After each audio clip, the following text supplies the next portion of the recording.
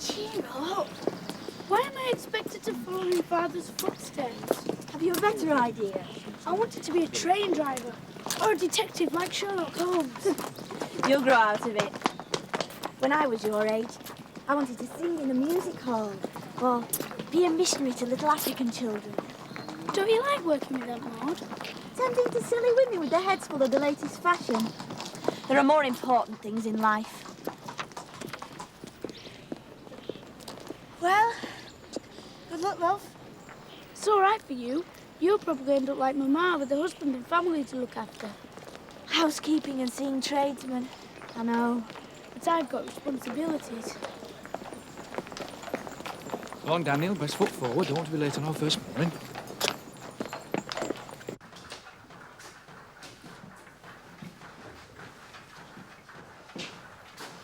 Yes, Daniel, that's where you'll be sitting. Now pay attention, son. Now then, you enter these details into columns in your ledger. Copperplate handwriting and no blots. You can always ask the other lads, all right? Shall I be allowed to answer the telephone? Certainly not. But I'll show you how it works now on lunch break. Time for the reading, Timothy. We lose Beatrice Clegg to matrimony this afternoon, so I've asked a betrothed to present himself. You can make up a wage packet. It's a shame, sir. She was a good worker. Many say it's a married woman's duty to stop at home. I'm a bit of a free thinker about that. But I certainly won't have men made lazy by relying on what their wives can earn. On the other hand, remind me to have a word about Louisa. Oh dear, what has she done? Well, according to your sister, Miss Harrop, not enough, apparently. So I'm having Louisa trained as a teacher. With your approval, of course. Oh, yes, sir. Thank you, sir. Thank you. Louisa, a schoolma'am? Are you sure you don't mind, Aunt Maud? Well, to tell the truth, I did put a little word in Mr. Hexton's ear. Oh, Britain has an empire of children in need of education, and you'll be no worse a teacher than most, I dare say. Girl, may we have some service? But I'll miss you. Coming, madam. My milliner tells me pink silk roses are all the rage. Have you any in stock? He also, that had received 2 talents, came and said, Lord, thou deliverest unto me 2 talents. Behold, I have gained 2 other talents beside them. His Lord said unto him, Well done, good and faithful servant. Good morning. After all that, they didn't buy anything. They were killing time, love. And wasting mine. She doesn't need a milliner to trim that hat. She needs a gardener. It's their main occupation at this time of day, poor creatures. Poor creatures. Nothing to do. Mornings are for servants to do the housework. Meanwhile, the quality can go round their acquaintance leaving calling cards. Well, what for? Well, to say they've been, of course. A lady can always pretend she isn't at home. But next time she has a tea party, she's duty-bound to invite them. Heaven forbid that I ever have to enter into society. You won't. We're from common stock. Although you never know. You might marry a rich husband, eh, Louis? I shan't marry. A rich man's wife has nothing to do, and a poor man's wife has to suffer in silence. The poor lead dreadful lives, Aunt Maud. Is it poor children you want to teach? How else can I help? Never have enough money for the poor box. Well, maybe you're best off training for a career. I was glad of my apprenticeship when no young man came to ask your grandpa for me. A woman should always try to be independent, just in case. Now then, Ellen, what can we do for you? That's a nasty cough. If you please, Miss Sarah. More thread. A pennyworth.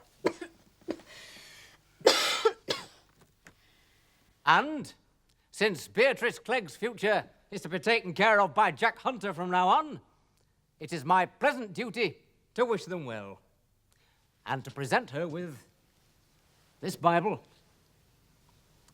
and this rose, as is our custom.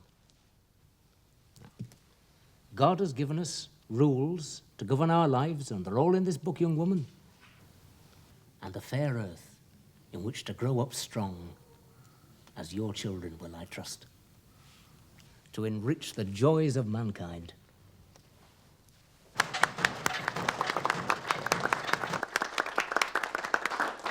That's all. Back to your works. Can he keep her properly? He's renting 2 rooms in Bradley Bottom, sir. No garden. Every working-class home should have somewhere a rose can grow. Ah, well, these young folk, they will rush into wedlock. Now then, about Louisa.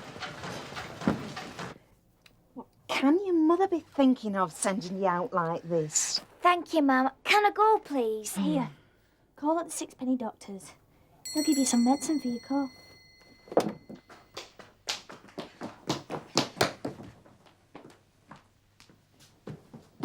Really, Miss Harrop, I don't know why you allow people like that in the shop. I've decided I'll take the blue ribbon. But Bradley College is for young men, sir. The teacher training department is accepting young women now. Fresh minds to learn new methods, eh? New ways of teaching. Vanilla's got 1 N and 2 L's. My son will explain. He's due back from Cambridge today. A school, he tells me, isn't a factory. We're too eager to process large quantities of raw materials cheaply, he says. Well, your son's had an excellent education, Mr. Exton. Better than me, I'll admit. He's been reading psychology. But what has he learnt? Senior Clerk Exton's. He's learnt that children are not batches of chocolate bars to sit in rows while education is poured over them. It's the Bradley Gazette, sir, about our advertisement. Psychology. Common sense, I'd call it. Hello? Is that you, Farnworth? Yes, that's right, Mr. Exton. Good. I want to complain.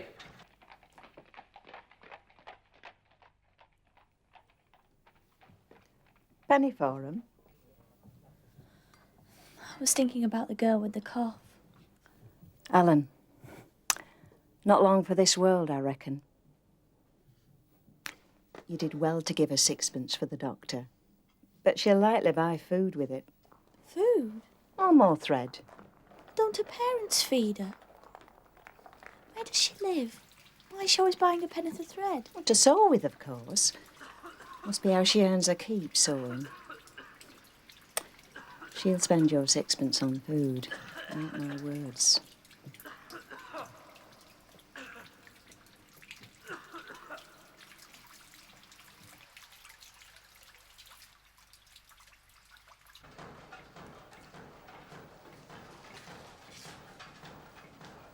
You know my views on advertising, plain and factual, nothing but the truth. I'm not arguing, Father.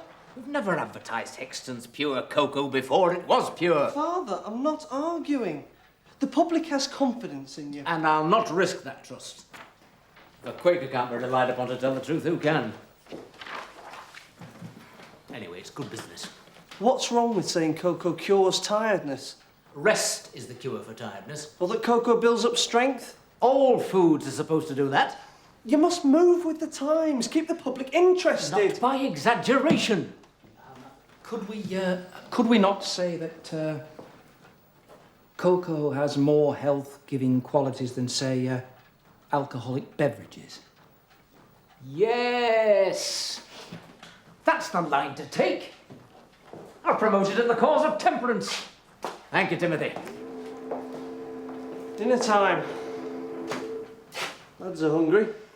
They've no reason to be. They've been eating luxury chocolates. Violet creams. I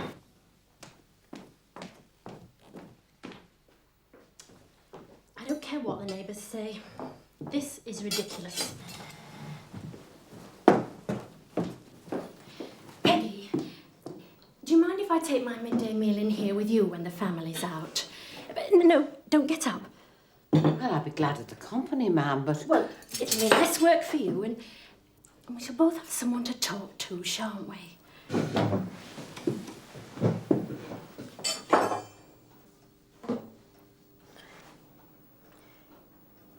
Well... There now. Isn't this cosy, ma'am? You pick up the handset and you call the operator for the number you want by speaking into this mouthpiece here. She, and it normally is a she, as it's quite a respectable job for young ladies these days, will connect you. Hello, miss. Yes, could you get me Bradley 27, please? I wish we had a telephone at home. Whatever should we use it for? I do believe some rich people have them as toys, but they're really for business. Hello, could I speak to Mr. Shanks, please? Go and fetch your ledger. Let's see how we're getting on. Good afternoon. Hexton's here. Inquiring as to the 15 gross of tins we ordered for our continental range.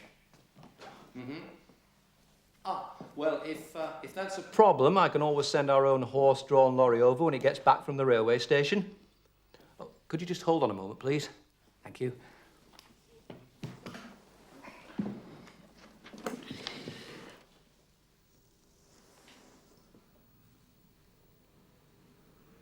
What's this? Violet cream. It's grand here, ma'am. Though some days I'd exchange me good dinner for a crust of bread dipped in bacon fat and a view of Ireland's green fields through my window. But yes, I'm happy enough. Thank you. Do you ever see any of your family? Sunday I meet my sister at Mass, and then at night, begging your leave, ma'am, we take our poor old dad to the pub. Dear, is that a proper place for women? Not for ladies, maybe, but there's singing and cheerfulness. Daniel? I've been sent home. Well, you're not ill, are you? No, Mama. Just careless. Again. I can't imagine you wasting a chocolate. We weren't supposed to take them up to the office. But all the other boys did. Helped us get through our work. It was ever so boring, Louisa. Listen, why don't you take my place in the shop? That's a girl's job. Not the drapery side. Lots of boys learn to sell cloth. If you like it, you could get yourself apprenticed to a gentleman's outfitter. If? And while you're there, you could do some detective work for me. Find out about a girl. What girl? Her name's Ellen, and she comes in nearly every day for a penny of thread. She's always dirty and ragged and looks hungry. He's probably dying from consumption. And nobody does anything. But why do you want to know about her? She's the first really poor person I've ever spoken to. There, that's better. I'll do all my studying up here. An independent lady, Daniel, must have somewhere personal. Somewhere she can escape from the world outside.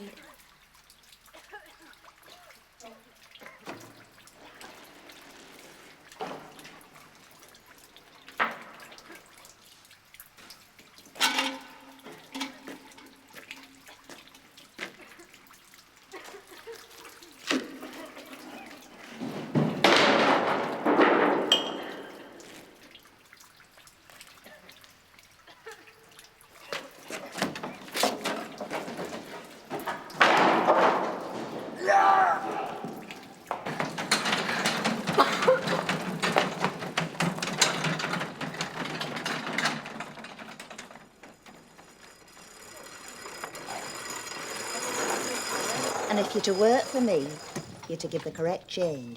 And if the bill comes to, say, 11 pence and 3 farthings, you can offer a packet of pins instead of the farthing. Oh, here comes one who'll want a farthing change. Good morning, Ellen. Boarded, penny for thread.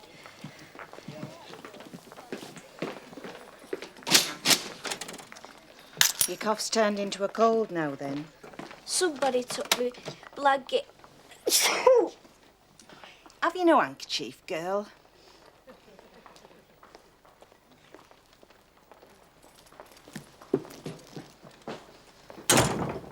Are you rich in handkerchiefs, then, giving them away like that? I've plenty. May I go out at Maud? Louisa asked me to run an errand for her. Oh, very well, but take your coat and don't be long. Are you sure you want all this learning, dear? It may affect your chances of finding the right husband. Men don't like blue stockings as a rule. The man I marry, if I marry, Won't want an ignorant wife. Why should men know more than us anyway? They always seem to. Even about the house. A tap drips, a clock won't work, there's a smell of gas. Nobody in skirts can deal with any of it. They only start behaving for someone in trousers. Perhaps we'd better start wearing them then. No.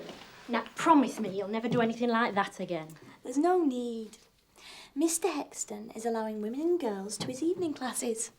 For mutual improvement, he says. He's coming to see me. I wish I knew why.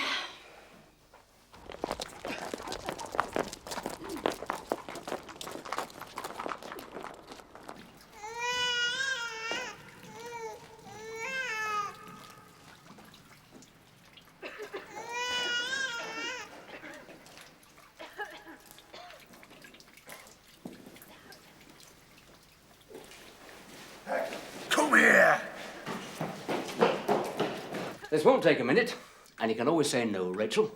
Can I offer you some refreshment, Mr. No, Hexton? no, thank you. No, sit down. And tell me what you think of this scheme. Hexton's has prospered. There's no denying that, with over 1,000 workers on different sites in Bradley. Too many for me to remember their names, as I once did. And over half of them are women and girls, in need of advice and guidance that a man can't give. I'm looking for a mature and responsible woman they can look up to supervise their welfare. What do you say? You mean me? If you're interested. A job of work? £100 a year. Well, what would I have to do? Oh, listen. Listen, mainly. Listen to their problems. Teach them hygiene. Hold sewing classes at dinner time. Encourage them to use the library and to come to evening lectures. Have the doctor and dentist give them checkups. Keep the sillier girls out of trouble if you can. Supervise their welfare? I didn't invent the job. Cadbury's and Roundtree's got in first, but it's a job worth doing, Rachel. What does Timothy say? I'm asking you. And then you lost sight of her under the railway. His face of mine came to life, under my feet. I was Scared? surprised. Well, scared actually. Well, we still don't know who her parents are or where she lives, but it's a start. Aren't you going to the lecture? Peggy's got a friend in town. She's taking me to the music hall. Well, funny. Does Mama know? Well, I told her, but she's so wrapped up in the idea of having a job that I don't think she heard. Matches! Matches, sir! Matches! Matches! Oh, look what you've done! Sorry. Oh, it's you. What are you doing in here? How do I get a bite of supper now? Ellen? That's not my name. It is. You by thread off my aunt. Get off! Look, what do you want with me? To help. We'll buy any spoiled boxes, won't we, Peggy? Peggy? Peggy? Leave me be.